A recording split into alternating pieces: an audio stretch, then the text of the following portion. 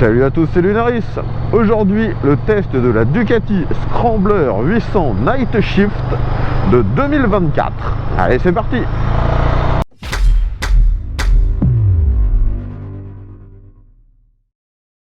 Les amis, aujourd'hui de nouveau le test d'une Ducati toute neuve, et ça grâce à la concession Ducati de la région rouennaise, Desmo Rouen. Merci encore à eux de m'avoir prêté cette moto. Donc si vous suivez mes tests depuis longtemps, vous avez dû voir il y a de ça 5 ans, c'était la Scrambler 800 Café Racer. Et bien aujourd'hui finalement ça reste une moto très proche, mais avec une autre finition, la finition Night Shift. C'est une déclinaison du Scrambler 800 qui existe maintenant depuis 2-3 ans. Et cette année, le coloris a changé. La Night Shift maintenant est bleu nuit. C'est un bleu, lorsqu'il est à l'ombre, on pourrait presque croire que c'est noir. Et dès qu'il est en plein soleil, ça reflète, c'est très joli. C'est un bleu profond avec beaucoup de petites paillettes. Franchement, la peinture est magnifique. Et ça me fait plaisir de voir autre chose que du rouge chez Ducati. Donc dans la gamme Scrambler 800, cette Night Shift se distingue des autres, déjà parce que vous voyez on a des jantes à rayons. La taille des roues, elle, ne change pas, c'est toujours du 18 à l'avant et 17 à l'arrière. L'autre paramètre esthétique, c'est bien sûr le guidon. Vous voyez que celui-ci est un peu plus bas que sur une Scrambler 800 normale. Ça reprend un petit peu ce qu'il y avait sur la Café Racer, en moins extrême, vous l'aurez compris. Concernant le moteur, ça n'a pas réellement évolué. On a toujours ce bicylindre en V à 90 degrés, aussi appelé bicylindre en L. C'est un moteur à refroidissement air-huile. Et j'adore l'esthétique de ce moteur parce qu'il est vraiment très joli. Il a une peinture brillante. Il est magnifique. Par contre, j'avoue que dès que vous prenez une averse, la moto est tout de suite très sale. Le brillant sur le moteur, c'est très difficile à entretenir. Ce moteur développe toujours 73 chevaux, ça n'a pas changé. Et bien sûr, maintenant, il a été mis en conformité avec les dernières normes, donc Euro 5. Le modèle Night Shift que je vous présente aujourd'hui est totalement d'origine. Il n'y a pas d'accessoires ni d'options. Et la première bonne surprise sur ce Night Shift, c'est que lorsqu'on monte dessus, si comme moi vous n'êtes pas très grand, eh bien vous avez les pieds au sol. La selle est plutôt jolie, elle est en cuir marron. Je crois d'ailleurs que c'est une finition exclusive à la Night Shift. C'est très joli, elle est plutôt étroite au niveau du réservoir et de l'entrejambe. Le réservoir lui-même n'est pas très large. Donc on fait facilement corps avec la moto. Avec ce guidon très large, on a les bras qui partent un peu vers l'extérieur et qui redescendent très légèrement vers le bas. Si on regarde bien, le guidon est plus bas au niveau des commandes qu'au niveau de son attache centrale. Donc la position est très légèrement basculée vers l'avant. Et c'est hyper facile à prendre en main, c'est instinctif, c'est intuitif. C'est vraiment une des Ducati actuellement les plus faciles. Et d'ailleurs ici vous voyez que je vais m'arrêter, donc je peux mettre facilement un pied à plat et l'autre également à plat. Je suis juste légèrement gêné par la protection thermique de l'échappement qui m'écarte un petit peu plus la jambe de droite. Dans ce rond-point, ça se bascule tout seul. La moto au fil des années a gagné des modifications au niveau du cadre et de mémoire ça a fait qu'elle a perdu quelques kilos. Là elle est donnée à 191 kilos tout plein fait. Et comme je vous l'ai dit, la position n'est pas extrême du tout. On peut facilement prendre les infos autour de nous, vérifier ce qui se passe dans nos angles morts. Et en plus, sur cette finition Night Shift, vous voyez qu'on a des rétros en bout de guidon, et ça d'origine. Ils sont bien placés, ils sont suffisamment grands. On voit très bien ce qui se passe derrière nous. Après, bien sûr, comme pour tous les rétros en bout de guidon, ça impose qu'on tourne un peu la tête pour vérifier ce qu'il y a dans les miroirs. Donc comme je vous l'ai déjà dit, la moto est totalement d'origine, elle n'est pas accessoirisée. Donc on a l'échappement d'origine. Celui-ci est du côté droit, Il est plutôt discret, avec une finition noire, et même au niveau de la sonorité, c'est assez discret. Après, le peu de bruit qu'il distille n'est pas désagréable, mais très rapidement, quand on prend de la vitesse, le bruit du vent commence à surpasser le bruit de la mécanique.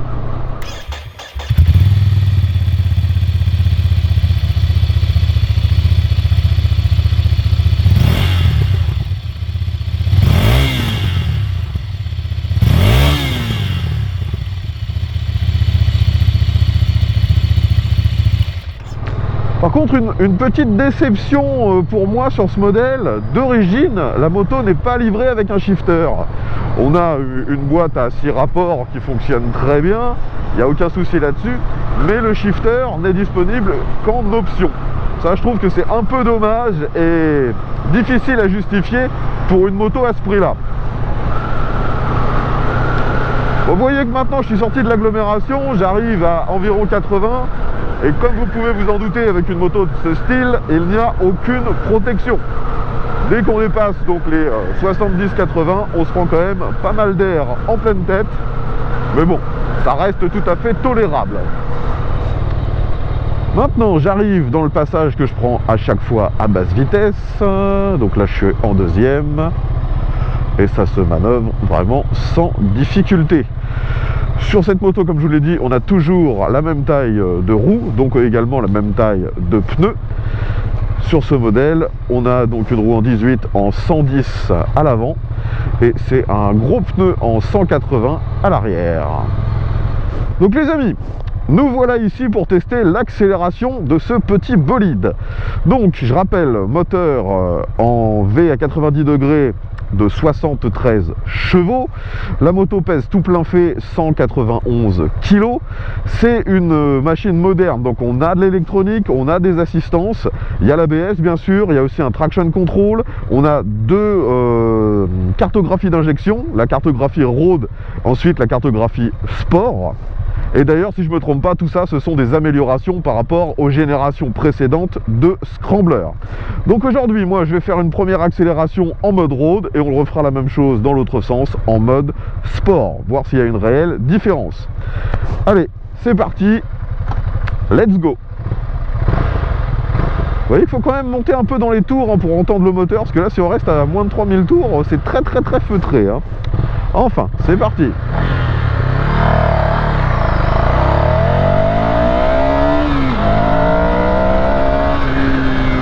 Donc ça monte quand même à 9000 tours. Mais comme je le dis, c'est un moteur qui demande à être un petit peu cravaché si vous voulez vraiment des performances. Lorsqu'on reste à bas régime, il est très calme, il est parfaitement utilisable, mais avare en sensation à bas régime. Maintenant, on va bien sûr faire un demi-tour, donc logiquement, ça devrait braquer pas trop mal.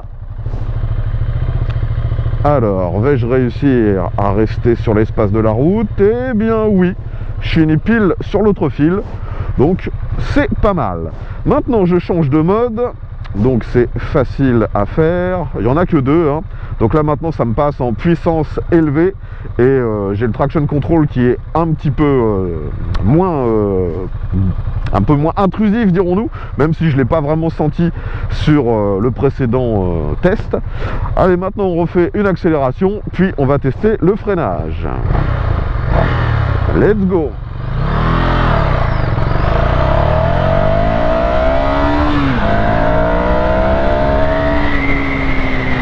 Allez, maintenant je ralentis, frein arrière ça freine déjà pas trop mal, frein avant. Le frein avant marche très bien. D'ailleurs au niveau du freinage, comme sur la plupart des Ducati, c'est confié à Brembo. À l'avant on a un seul disque, mais franchement ça suffit largement. Et les leviers, que ce soit de frein ou d'embrayage, sont confiés à Brembo, sont réglables, et l'embrayage en plus est hydraulique. Donc pour la suite du test, je vais rester en mode sport. Je pense clairement que c'est le mode qui est le plus sensationnel, même s'il n'y a pas une différence extrême entre les deux cartographies d'injection. Concernant les commodos, c'est globalement la même chose que sur la plupart des Ducati actuelles. Sur la gauche, on a plein de commodos gris qui permettent d'utiliser bien sûr tout ce qui concerne l'éclairage. On a aussi les boutons permettant de naviguer dans les menus. Sur la droite, démarreur, coupe-circuit, un bouton pour les feux diurnes ainsi que les feux de détresse. Le compteur maintenant est assuré par un grand écran couleur. Ça, c'est vraiment une amélioration par rapport aux précédentes générations de Scrambler 800. Donc on retrouve à peu près les mêmes menus que sur les autres Ducati. La grande chance, c'est que maintenant tout est en français.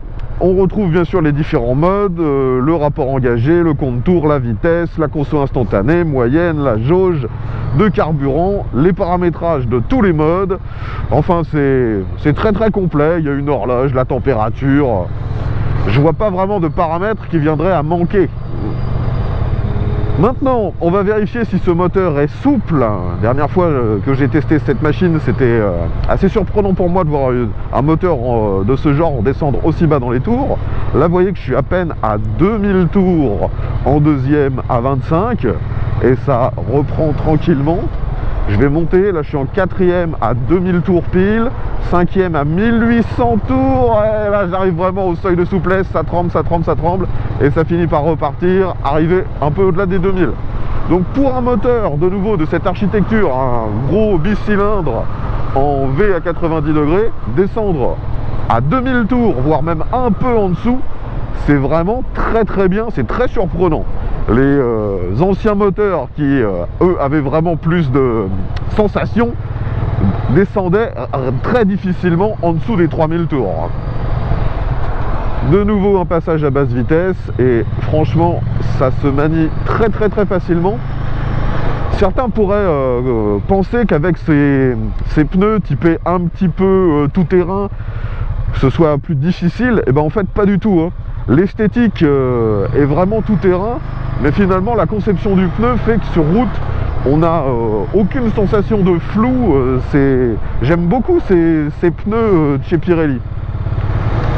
Maintenant nous allons sortir de l'agglomération, je vais faire un test de reprise, donc je suis un peu plus de 50 en troisième et en mode sport. J'accélère fort, j'accélère même à fond. Et donc vous voyez que même en étant à assez bas régime, hein, ça reprend très efficacement. Hein. Mais de nouveau, c'est pas exubérant, on n'a pas une sonorité dingue et il n'y a pas vraiment de vibration. C'est moderne, c'est efficace. Maintenant, un petit dodan que je prends à 30 km/h. Les suspensions sont, je pense, dans la moyenne. Hein. C'est ni trop ferme, ni trop mou. Là, je vais essayer de le prendre à 40, ce dodan, voir comment ça réagit. Ouais, ça reste efficace. Franchement, les suspensions sont pas trop mal. À l'avant, on a une fourche inversée. Malheureusement, celle-ci n'est pas réglable. Et à l'arrière, on a un mono-amortisseur du côté droit qui est dissimulé derrière une plaque latérale. Et malheureusement, celui-ci n'est pas réglable non plus. De nouveau, je trouve ça un peu dommage pour une machine à un tarif si élevé. Mais bon, néanmoins, le réglage de base semble être plutôt pas mal. Allez.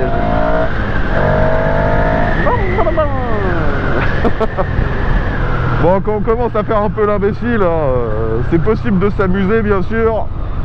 La moto n'est pas non plus à réserver uniquement en balade. On peut se marrer. D'ailleurs, on va voir ce que ça donne dans cette succession de virages.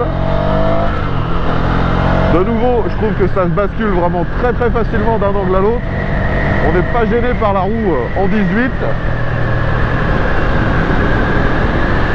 C'est très vif, le frein est rassurant.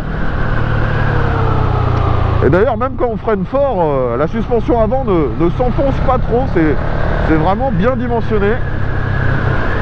Et donc vous voyez que en utilisation, je dirais normale, même un petit peu fun, on utilise ce moteur que sur les mi-régimes.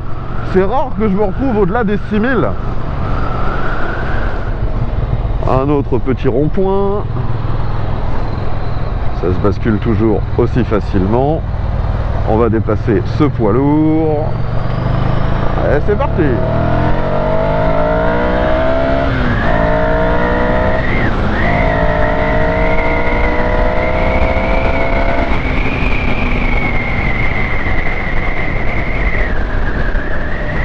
l'avez vu, si nécessaire, on peut monter ce moteur dans les tours, hein. C'est pas vraiment problématique. Mais j'ai l'impression qu'au-delà des 6-7 000, c'est pas forcément là où le moteur est le plus sympa. On a des chevaux, mais je préfère l'utiliser à plus bas régime.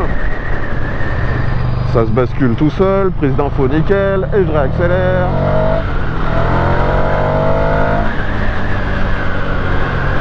De mémoire, de toute façon, le couple maximum arrive vers les 6000. Donc c'est pour ça que je me sens instinctivement dans la nécessité de changer de rapport au-delà des 6000.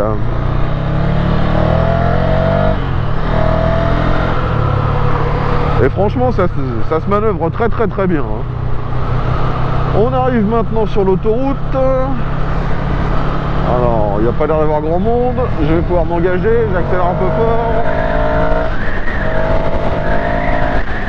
Donc j'arrive très vite à 120. Forcément, il y a très peu de protection. Je vais essayer de faire un test de reprise. Donc je baisse à 110, je suis en 6ème et j'accélère à fond. La sonorité est plutôt sympa et on arrive très vite à 130 et ça continue, 140, 150. Franchement, ce moteur finalement, même s'il n'est pas exubérant, il fonctionne très bien. On n'a pas réellement besoin de plus de chevaux. Donc finalement, vous l'avez vu, prendre l'autoroute avec cette moto ne pose vraiment aucun problème. Il faudra juste avoir un casque assez bien sonorisé et ça le fera sans difficulté. Pour revenir sur le style de cette Night Shift, vous voyez que le phare à l'avant est à LED, donc c'est assez moderne. Et celui-ci est en forme de croix. Franchement, je trouve ça très style. Les clignotants sont eux également à LED. D'ailleurs, ils sont siglés Scrambler. Et vous pouvez voir également que bien qu'ils aient choisi à l'arrière de mettre un support de plaque déporté, les clignotants à l'arrière ne sont pas au niveau de la plaque. Ils sont beaucoup plus hauts. Et personnellement, en termes de sécurité, je trouve ça bien mieux. C'est beaucoup plus visible d'un véhicule qui serait juste derrière vous. Ici, on va faire une dernière accélération. Allez, c'est parti!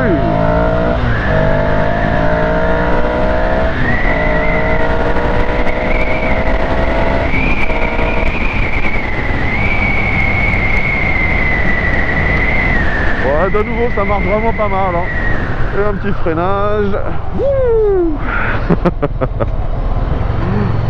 Ouais. Bon, au niveau technique, je pense que vous l'aurez compris, il n'y a pas de réel défaut sur cette moto. Le moteur est suffisant. Le freinage est nickel. La suspension, la seule chose qu'on peut lui reprocher, c'est de ne pas être réglable. Franchement, c'est pas mal. Et en plus, c'est pas une position qui est usante, fatigante. La selle est plutôt confort. Franchement, à conduire, c'est bien. Maintenant, parlons des autres aspects de cette machine. Tout d'abord, les aspects pratiques. Vous pouvez démonter la selle, mais malheureusement, c'est juste pour atteindre un port USB ou un port 12 volts, j'avoue que je me souviens plus, qui est sous la selle. Mais il n'y a aucun rangement en dessous de celle-ci. Si vous souhaitez rouler avec un passager, c'est bien sûr faisable, mais vous voyez qu'il n'y a pas de poignée de maintien pour le passager. Ça, c'est pareil, c'est un petit peu dommage. Je pense qu'ils ont sacrifié ça pour garder un style relativement fluide. Au niveau de la consommation, cette moto est annoncée par Ducati, si je ne me trompe pas, pour environ 5 litres au 100, peut-être un petit peu moins. Je vais vérifier moi combien l'indicateur m'affiche. Donc consommation moyenne sur ce que j'ai parcouru depuis qu'on me l'a prêté, 5 litres 1 au 100. Donc ça a l'air de confirmer les données annoncées par la marque. Donc pour conclure, cette Night Shift, qu'est-ce qu'il faut retenir la concernant? Clairement, c'est une super belle machine, elle marche bien, vous l'avez vu, il n'y a pas grand chose à lui reprocher. Moi, la seule chose que je trouve un peu exagérée, et j'en ai déjà parlé plusieurs fois dans cette vidéo, c'est le tarif. Car actuellement, la gamme Scrambler 800 commence à 11 000 €, ce qui n'est déjà pas donné, il faut l'avouer. Et cette version Night Shift, donc qui est quand même plus jolie, avec ce coloris, les jantes à rayons et tous les petits accessoires dont je vous ai déjà parlé durant la vidéo, eh bien elle coûte 12 400. Donc forcément, si jamais vous prenez un ou deux accessoires, ça vous fait tout de suite la moto dans les 13 000 euros. Je trouve que c'est vraiment cher payé, même si elle est bien. Là, je pense qu'on paye vraiment la marque, le côté prestigieux, le côté luxe maintenant qu'a Ducati, plus que réellement l'équipement ou même la technicité du produit. Néanmoins, ça reste une bonne moto. Après, si vous n'avez pas les moyens pour acheter cette machine neuve, je rappelle que maintenant, ça fait quelques années qu'elle est en vente, pas forcément en version Night Shift, mais la Scrambler 800 est en vente dans différentes déclinaisons depuis maintenant plusieurs années. Et vous pouvez trouver des modèles de base pour maintenant d'occasion environ 6 000 euros. C'est déjà plus raisonnable. Enfin voilà, tout ce que je pouvais vous dire sur cette Night Shift 2024. Moi personnellement, c'est une moto que j'apprécie beaucoup parce que je trouve qu'elle n'a pas de réel défaut. On peut l'utiliser sans se fatiguer. J'ai presque limite l'impression de retrouver ce que j'aime sur ma Monkey 125, mais là en version grosse cylindrée. C'est joli, c'est agréable, c'est pas exubérant, c'est vraiment pas mal. Comme je l'ai déjà dit, cette gamme de Ducati 800 est maintenant en vente depuis quelques années, donc je pense que parmi vous, il doit y avoir des gens qui ont eu ou qui ont toujours une de ces motos. N'hésitez pas à nous dire si vous avez eu des problèmes, si le moteur est vraiment fiable. Moi personnellement, j'ai pas entendu de mauvais retours le concernant. Et si vous avez des questions concernant cette Night Shift 2024, eh bien l'espace commentaire est là pour ça. Je tiens encore à remercier la concession Desmo Rouen d'avoir mis à ma disposition cette moto quasi neuve. Merci à eux. Si vous avez apprécié ce test, n'oubliez pas de mettre un petit pouce vers le haut, de partager la vidéo sur les différents réseaux sociaux et de vous abonner si ce n'est pas déjà fait, car, je le reprécise, vous êtes près de 70%, peut-être même un peu plus de 70%, à regarder régulièrement mes vidéos sans vous abonner. Donc pensez à vous abonner, comme ça vous ne louperez aucun test. Je vous dis à bientôt, et bien à tous.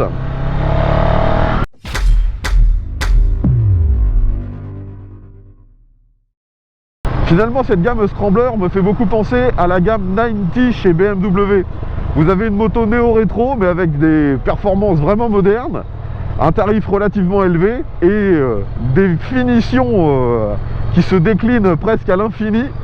Vous avez les versions un peu sport, les versions classiques, les versions Scrambler, les versions Flat Tracker, les versions un peu tout terrain. J'aime beaucoup cette gamme Scrambler.